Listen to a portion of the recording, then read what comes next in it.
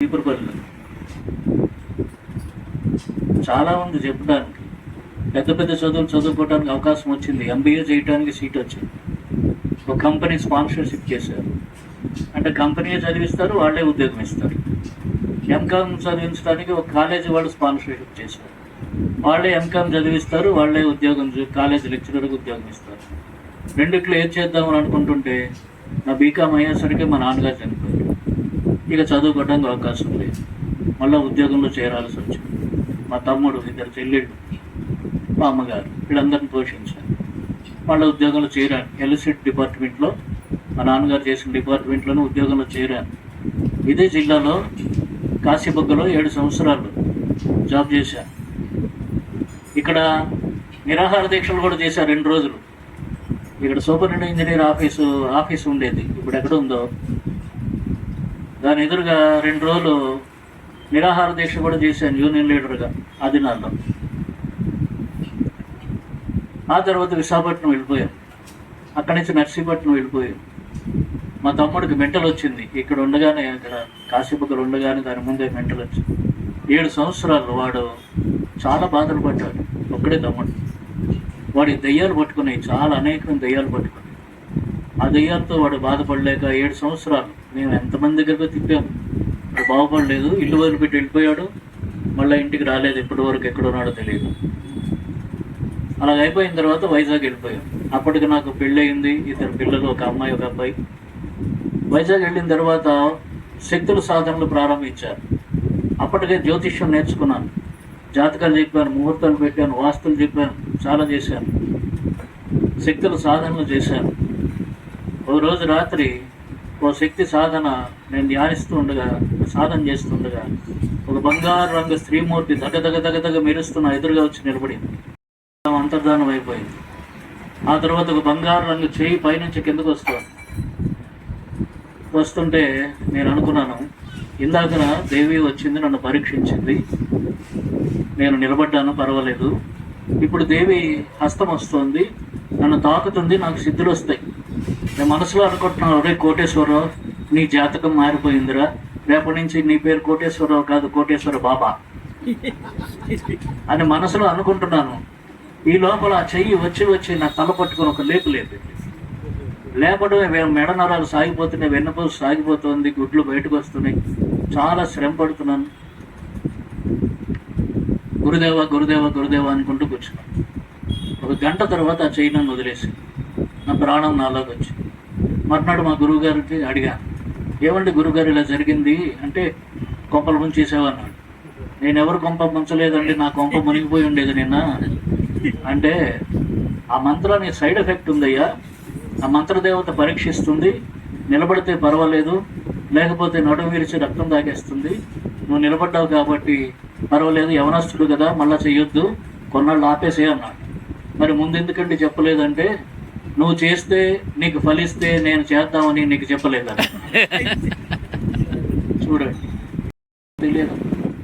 కానీ జగత్తు పునాది వేయబడక మునిపే నన్ను ఎరిగిన ప్రభు ఆ దినం ఆ దుష్టశక్తి చేతిలో నుండి నన్ను తప్పించాడని తెలిసి ఇప్పుడు నేను ప్రభువును స్తుతిస్తున్నాను.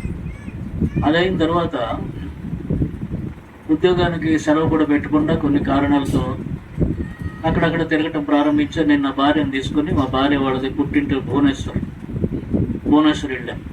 అక్కడ ఉండగా ఒక కళ వచ్చింది. ఆ కళలో 2 చేతులు చాచి మేకులు కొట్టేసి సిలువలో వేలాడుతూ ఒక ఆయన కనిపిస్తున్నాడు.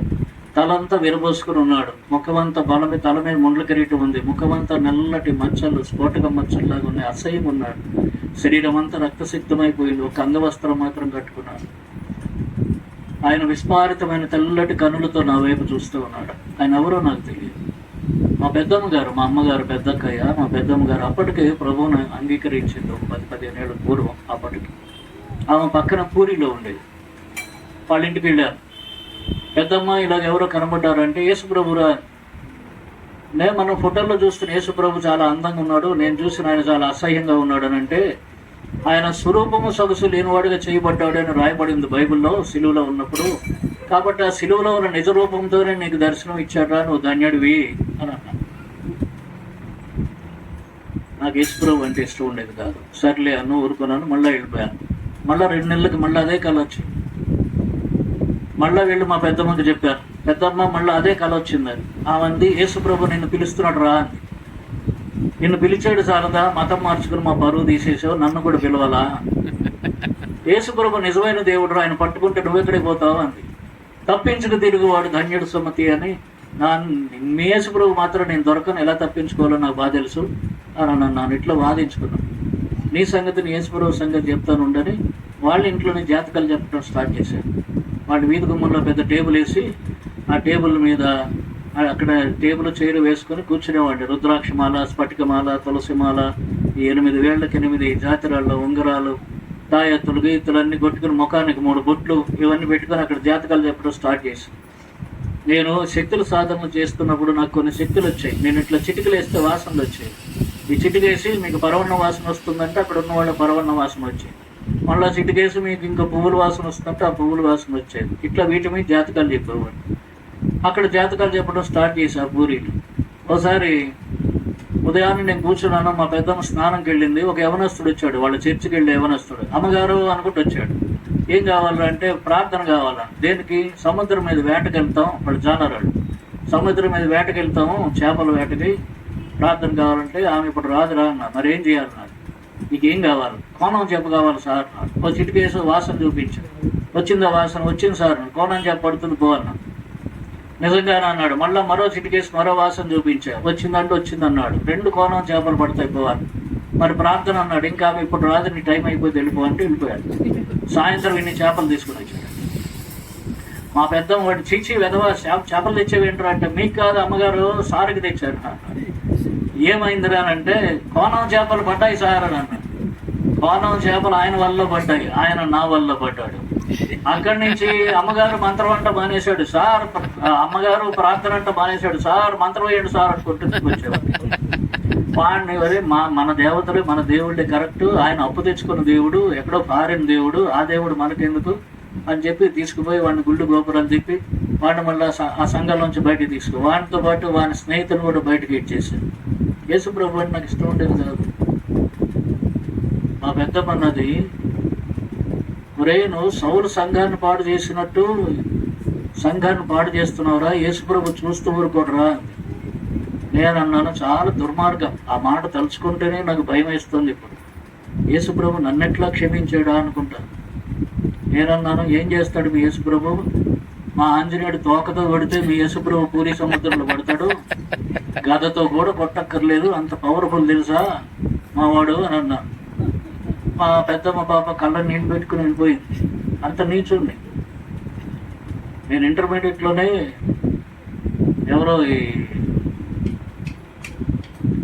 గిడియన్స్ వాళ్ళది న్యూ టెస్ట్మెంట్ మా అక్క వాళ్ళ ఇంట్లో పడేస్తే చదివాను. అందులో చదవడం అంటే అట్లా అట్లా తిరిగేస్తే 2 వాక్యాలు గుర్తుండిపోయి, అడుగుడి మీకు ఇవ్వబడును, వెతకుడి మీకు దొరుకును, తట్టుడి మీకు తీయబడు, ప్రయాసపడి భారం మోసుకొనిచున్న సమస్త జనులారా నా యొద్దకు రండి, నేను మీకు విశ్రాంతినిస్తాను. ఈ 2 వాక్యాలు గుర్తుండిపోయి, ఎవరైనా సువార్త చెప్తుంటే వాడి దగ్గర పోయి 2 వాక్యాలకు అర్థం అడిగేవాడు. వాళ్ళు చెప్పలేకపోతే మరి ఏం తెలుసునని వచ్చావు మాకు దేవుడి గురించి చెప్పడానికి అని చెప్పి వాళ్ళని తిట్టి పంపించేవాడు. మా తమ్ముడు ఇంట్లో ఉన్నప్పుడు బైబిల్ తెచ్చాడు, దాన్ని తీసుకెళ్ళి బావిలో పడేశాడు. మళ్ళా తీసుకొచ్చాడు, మరో తీసుకెళ్ళి అటక మీద విసిరేశాను. ఎవరైనా అక్కడ హల్లెలూయా అంటే నేను ఇక్కడ గిల్లిలూయా అనేవాడిని. ఇట్లాగా అనేక రకాలుగా క్రీస్తు అంటే నాకు చాలా అయిష్టం, అవహేళన చేసేవాడు. ఇట్లా జరుగుతున్నారు. మా పెద్దమ్మ అన్నది, ఒకరోజు వాళ్ళ ఇంట్లో మీటింగ్ పెట్టారు, కాటేజ్ మీటింగ్. మరి నువ్వు కూడా మీటింగ్లో కూర్చో అంటే సరే కూర్చో. వాళ్ళు ప్రార్థన స్టార్ట్ చేశారు, నేను జపం స్టార్ట్ చేసుకున్నాను. నేను ఒక మూలను కూర్చున్నాను ఆ ఇంట్లో గదిలో. మూలం కూర్చుని సిద్ధాసనం వేసుకుని ఓం గుం గురువే నమః, ఓం గుం గురువే నమః అని జపం చేసుకుంటుంటే ఒక దర్శనం చూశాను. ఒక తెల్లని ఆకారం నా వైపు గాల్లో నడుచుకుంటూ వచ్చింది. ఆయన తన కుడి చేతితో నా తలను తాకాడు. ఆ స్పర్శ ఇప్పటికీ నాకు అనుకో. ఆ స్పర్శలో, ఆ తన్మయత్వంలో ఒక అరగంట 30 గంట అట్లే ఉన్నాను. గొప్ప నెమ్మది వచ్చింది. తర్వాత వాళ్ళు ఆఖరి పాటలు పాడి డ్రమ్స్ కొడుతుంటే మెలకువలోకి వచ్చింది. మర్నాడు మా పెద్దమ్మని అడిగాను, పెద్దమ్మ ఇలా జరిగింది అని అంటే, మా పెద్దమ్మంది, పునరుత్థానుడైన యేసు ప్రభు నిన్ను దర్శించాడురా, నువ్వు ధన్యుడివి, ఆయన నిన్ను పట్టుకుంటాడు, తన పని కోసం వాడుకుంటాడు అని అన్నాడు. నేను అనుకున్నాను ఎవరో హిమాలయాల్లో తపస్సు చేసుకుంటున్న అవధూత వచ్చి నన్ను తాకేవాడు అనుకుంటే మళ్ళీ ఏం యేసుప్రభు అంటుంది అని అనుకున్నా. కానీ అప్పుడు కూడా నేను అంగీకరించాను. తర్వాత మళ్ళీ నా ఉద్యోగానికి వెళ్ళిపోయాను. నర్సీపట్నం, విశాఖలో నర్సీపట్నంలో నాకు పోస్టింగ్ ఇచ్చారు. అక్కడికి వెళ్తూ ఒక స్నేహితుడి ఇంట్లో, విశాఖపట్నంలో స్నేహితుడి ఇంటికి వెళ్ళాను. అక్కడ ఒక ఆయన ఎవరో వచ్చి మా స్నేహితుడికి సువార్త చెప్తున్నాడు. ఆయన అన్నాడు, కోటేశ్వరరావు గారు మీరు కూడా వినండి నాలుగు మాటలు అన్నాడు. నేను ఇవేవో చెప్పాను. ఆయన అన్నాడు, మాకంటే యేసుప్రభు మీకే దగ్గరగా ఉన్నాడు కాబట్టి 15 రోజులు యేసుప్రభుని పూజ చేసి చూడండి, మీ కష్టాలు తీరిపోతాయి అని అన్నాడు. నేను అన్నాను, నా కష్టాలు తీరడానికి అయితే యేసుప్రభు అక్కర్లేదయ్యా, మనిషి అన్న తర్వాత ఏవో కష్టాలు ఉంటాయి. యేసుప్రభు తప్ప దిక్కు లేదన్న రోజు నా జీవితంలో ఉంటే ఆ రోజు నేను యేసుప్రభు దగ్గరికి వస్తాను అన్నాను. అంటే అంత నిర్లక్ష్యం, అంత గర్వం నాకు. యేసుప్రభుతో నాకేం పని అని అనుకున్నాను. పరిశుద్ధాత్మ దేవుడు ఆ క్షణం ఆమెను చెప్పాడని తెలియదు. ఆ తర్వాత కష్టాలు స్టార్ట్ అయ్యాయి, ఎక్కువ అయ్యాయి. ఇట్లా జరుగుతూ ఉన్నాయి. నర్సీపట్నం వెళ్ళిపోయాను. అక్కడికి వెళ్ళిన తర్వాత ఒక రూమ్లో అద్దెకు దిగాను. నేను ఫ్యామిలీని తీసుకెళ్ళాను. మా ఆఫీసర్ గారు హైదరాబాద్ నుంచి వచ్చాడు. ఆయన కూడా నాతో పాటు నా రూమ్లో ఉన్నాడు. మా ఇద్దరితో ఉంటానికి ఒక దెయ్యం వచ్చింది. అది నా పక్కన పడుకునేది, నా పక్కన కూర్చునేది, నా మీద కాళ్ళు చేయి కూడా వేసుకుని పడుకునేది. మేము ఆఫీసర్తో అన్నాను ఒకరోజు, సార్ రూమ్లో ఏదో ఉన్నట్టుందంటే, మెల్లిగా చెప్తా వింటయ్యో బాబు, నువ్వు లేనప్పుడు నా గుండెల మీద కూర్చొని పేక నొక్కేస్తుంది అని. ఇంకా నేను హైదరాబాద్ వెళ్తేనే నీకు సెలవు, లేకపోతే సెలవు లేదన్నాడు. కొన్ని రోజులు అయిన తర్వాత, అయ్యా నీ ఫ్రెండ్ని పంపేవయ్యా అంటే దాన్ని ఏదో గద్దిస్తూ వెళ్ళిపోయింది. మర్నాడు ఆ రాత్రి వెళ్ళిపోయింది. మర్నాడు ఉదయం నేను మెట్లు దిగుతూ కిందకి టాయిలెట్స్కి వెళ్తున్నాను. ఒక పెద్దని తెల్లని చెయ్యి ఇలా వచ్చి నా జబ్బ పట్టుకుని ఇట్లా లాగేశాడు. చెయ్యి కనిపిస్తుంది అంటే పులి అని షర్ట్ వేసుకున్నట్టు, మిగతా మనిషి కనబడలేదు. ఇట్లా పట్టుకుని లాగేశాడు. నేను పక్కన పడబోయి ఆ గోడ పట్టుకుని ఉన్నాను. ఒక పచ్చి కొబ్బరి బొండం వచ్చి నా కాలు పక్కన పడి ఎగిరి నా కాలు మీద పడింది. ఒకవేళ ఈ చెయ్యి లాగకపోయి ఉంటే ఆ బొండం నా నెత్తిన పడేది. ఇక అప్పుడే కపాలమోక్షం అయిపోయేది. మళ్ళీ మా గురువుగారికి ఫోన్ చేశాను. గురువుగారు ఇలా జరిగిందంటే, నిన్న పంపేశావు కదా నీ ఫ్రెండ్ ఎత్తేసింది అన్నాడు. మరి ఎవరు ఈ చెయ్యి ఎవరిదండి అంటే, నీ గురువే నేను రక్షించాడు అంటే, సగం నిజం సగం అబద్ధం చెప్పాడు. కాబట్టి ఆ దెయ్యం నాకు చేసిన ఉపకారం అది. దేవాది దేవుడు నన్ను వెన్నంటూ ఉన్న నా దేవుని కరుణాహస్తం ఆ దినం ఆ మరణం నుంచి తప్పించాడు. ఇట్లా అనేకమైనవి చెప్పడానికి చాలా ఉంది. ఇవన్నీ జరుగుతూ ఉంది. నాకు ఒక ప్రశ్న వచ్చింది, మరణించిన వాడు తిరిగి జన్మించాడు. నేను పుట్టాను, చచ్చిపోతాను, మళ్ళీ పుడతాను అంటే ఇది గీత చెప్పే మాట, బైబిల్ చెప్పే మాట కాదు. కాబట్టి నేను మళ్ళీ ఏ జన్మ ఎత్తుతాను అంటే, మా అమ్మ చిన్నప్పటి నుంచి కార్తీక పురాణం చదివించేది నన్ను నా చేత.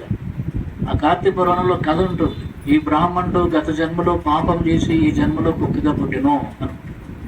ఓహో, పాపం చేసిన బ్రాహ్మణుడు కుక్కగా పుడతాడు, ఈ బ్రాహ్మణుడు కూడా పాపం చేస్తున్నాడు, కాబట్టి నెక్స్ట్ జన్మ కుక్క జన్మ. ఈ కుక్క జన్మ ఎట్లా తప్పించుకోవాలి? కుక్క కాకపోతే నక్క, పిల్లి, పంది, కోడి, కోతి ఏదో ఒకటి. ఈ జన్మలు ఎందుకు? జన్మరాహిత్యం పొందితే బాగుంటుంది కదా అని అంటే ఎక్కడ మార్గం కనబడలేదు. ఆఖరికి ఒక శ్లోకం నాకు మార్గం చూపించింది. సత్యమేవేశ్వరం లోకాన్ సత్యధర్మ ప్రతిష్ఠిత సత్యమూలాని సర్వాణి సత్యము నాస్తి పరంపదం.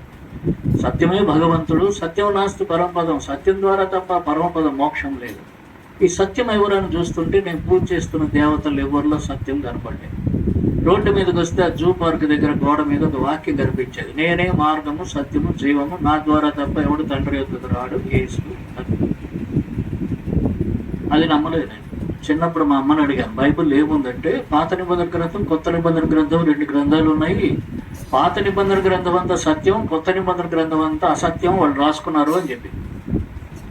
అందుకని అదే నమ్మాను. కాబట్టి ఇది కూడా సత్యం కాదు అంటే యేసుప్రభు కూడా సత్యం కాదు అనుకున్నాను, అది వదిలేసాను. ఇట్లా కాలం గడుస్తుంది. మా అమ్మగారికి క్యాన్సర్ వచ్చింది. మా అమ్మని హాస్పిటల్ తీసుకెళ్తే మీ అమ్మగారు చనిపోతుందా 10 రోజుల్లో అని అన్నారు. అప్పుడు మొదటిసారి నేను గాయపడ్డాను. విశాఖపట్నంలో ఒక రోడ్డు మీద నిలబడ్డాను. నాకు మనశ్శాంతి ఎక్కడ లభిస్తుంది? నాకు దిక్కెవరు? ఎన్ని సంవత్సరాలుగా నేను చేస్తున్న పూజలు, జపాలు, ధ్యానాలు ఏమైపోయాయి?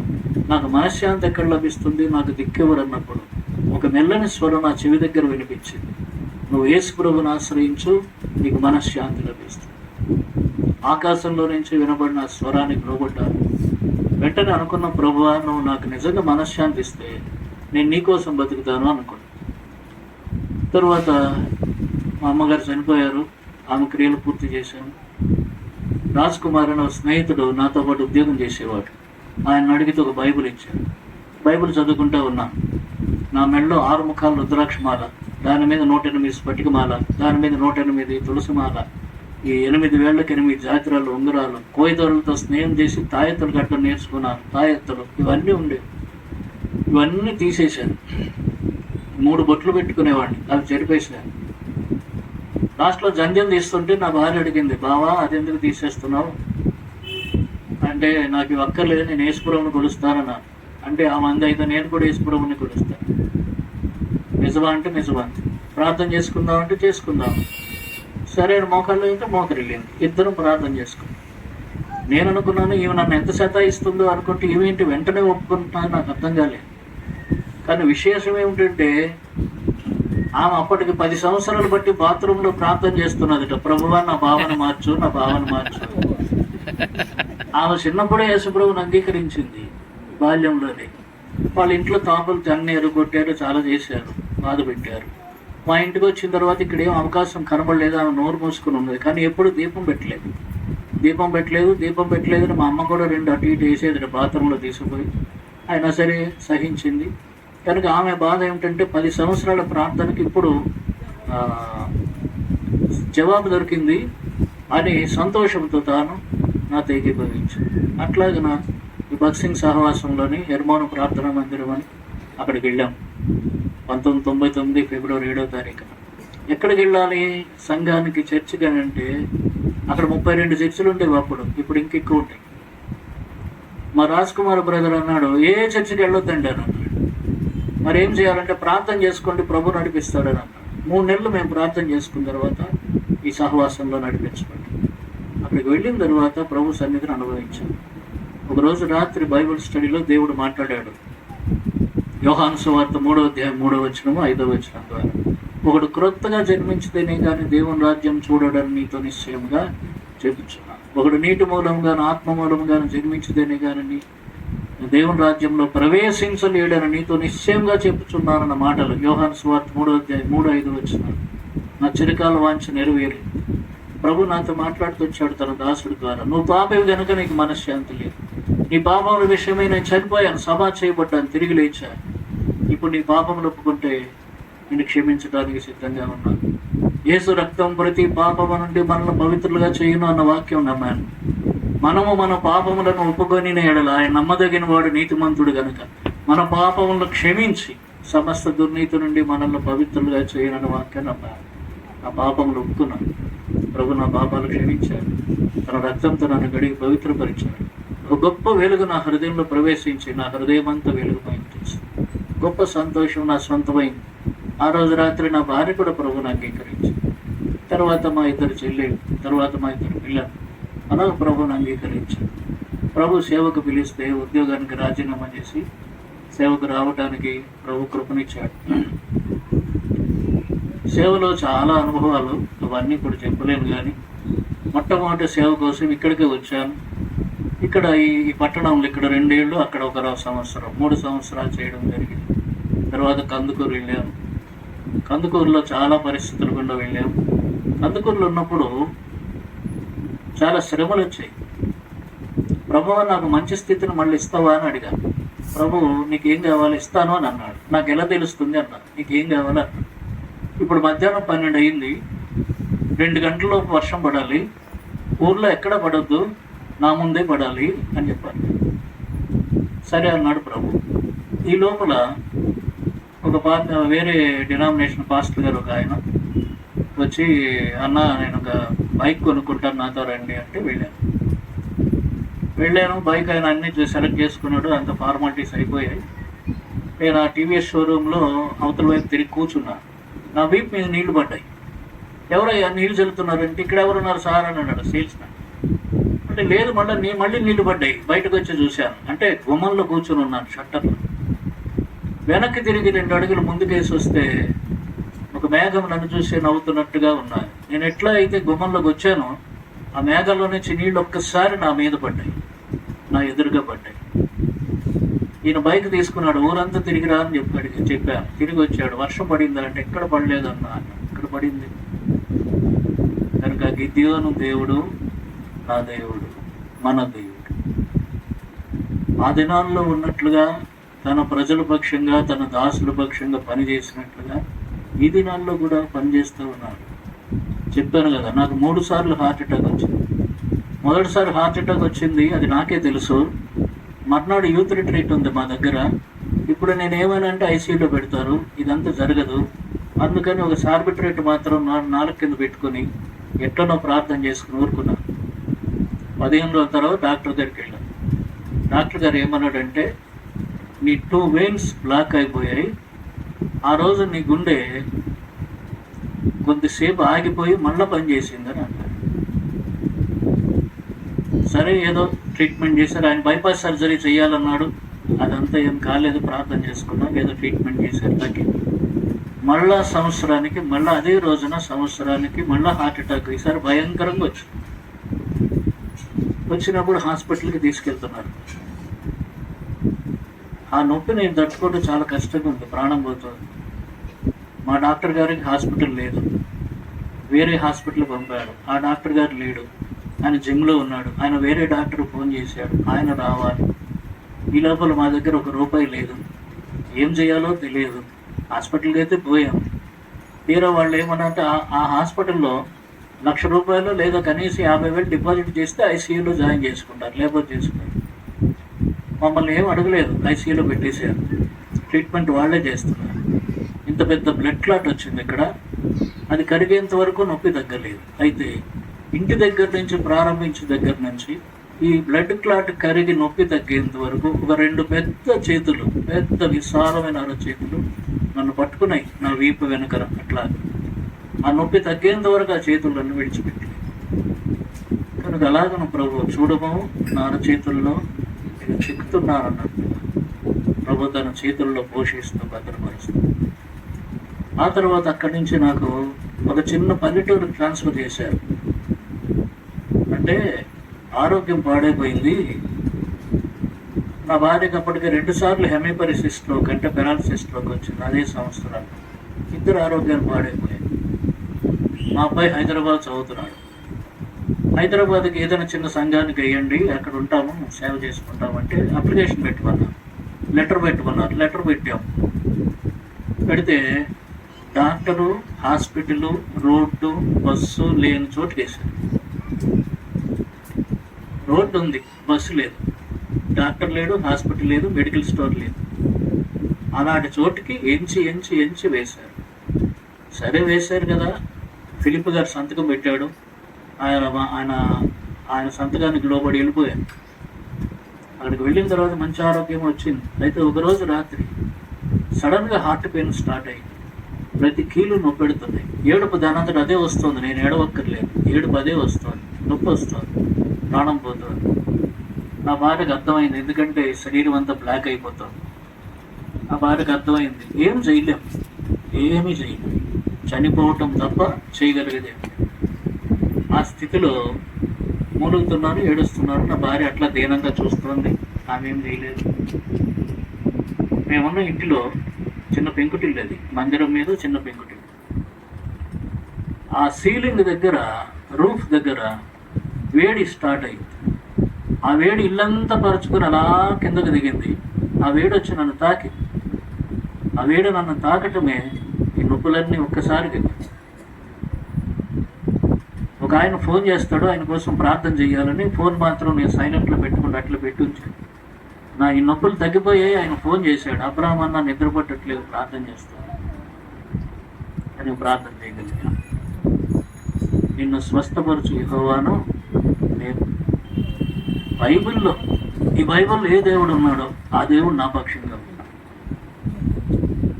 ఇందుకు నేను సజీవ సాక్షి. ఈ దేవుడు మనందరి దేవుడు, నమ్మిన వారందరికీ ఆయన దేవుడు. ఆయన పక్షపాతిగాడు. పేతురు చెప్తాడు అపొస్తలుల కార్యం 10వ అధ్యాయం, దేవుడు పక్షపాతి కాదు. ఒకడికి చేస్తాడు, ఒకడికి చేయడం లేదు. నీవు నమ్మిన ఎడల దేవుని మహిమపరుస్తాడు. నమ్మితే దేవుని మహిమ చేస్తాడు. నమ్మువారికి నీవు నమ్మిన ఎడల నమ్మువానికి సమస్తము సాధ్యం. ఇలాగ ఎన్నో విషయాలు ప్రభు మా జీవితాలు చేసి చెప్పగలరు. కనుక యేసు ప్రభు తప్ప వేరే దేవుడు లేడు. దీన్ని గుర్తించండి. యేసు ప్రభు తప్ప మీకు మార్గం లేదు, మీకు దిక్కు లేదు. ఒక మాట చెప్పాలంటే యేసు ప్రభు తప్ప దిక్కు లేదు. పరలోకానికి వెళ్ళాలి, నరకం తప్పించుకోవాలంటే యేసు ప్రభు తప్ప దిక్కు లేదు. ఇక నరకమే మాకు ఇష్టం అనుకుంటే దానికి ఎవడేం చేయలేడు, వాడిని ఎవడు బతికించాడు. పరలోకం కావాలి, నరకం వద్దు అనుకుంటే యేసు ప్రభువే దిక్కు. భూమి మీద కూడా ఆయన విడిచిపెట్టాడు. తన ప్రజలను ఆయన ఎడబాయేవాడు కాడు అని రాయబడి ఉన్నాడు. ఇదిగో యుగ సమాప్తి వరకు సదాకాలం నేను మీతో కూడా ఉన్నాను అన్నాడు. మీతో కూడా ఉన్నాను. ఇటువంటి దేవుడు, మనతో ఉండే దేవుడు, నడిపించే దేవుడు, పోషించే దేవుడు, భద్రపరిచే దేవుడు, సంరక్షించే దేవుడు, సమస్త కీడుల నుంచి తప్పించేటటువంటి వాడు, దుష్టుల నుంచి, దుష్టత్వం నుంచి కాపాడేటటువంటి వాడు. కనుక ఇంత గొప్ప దేవుని కలిగి ఉండటమే ఈ భూమి మీద గొప్ప ఆశీర్వాదం. కనుక ఇంకా ఎవరన్నా సందేహిస్తున్నట్లయితే ఈ ప్రభు విషయమై దయచేసి సందేహించండి. అంగీకరించకపోతే అంగీకరించండి. అంగీకరించి కూడా సందేహాలు ఉంటే ప్రభు దగ్గరికి వెళ్ళండి. ప్రభు, నా సందేహాలు నివృత్తి చేయి, నాకు నెమ్మది, నన్ను బలపరచు, నీకు సాక్షిగా జీవించడానికి సహాయం చేయమని వేడు. అలాగన తన నిత్యరాజ్యం కోసం సమృద్ధైన ప్రవేశం కొరకు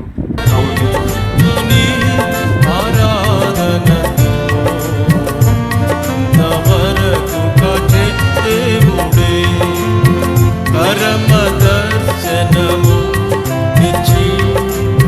సరిగలో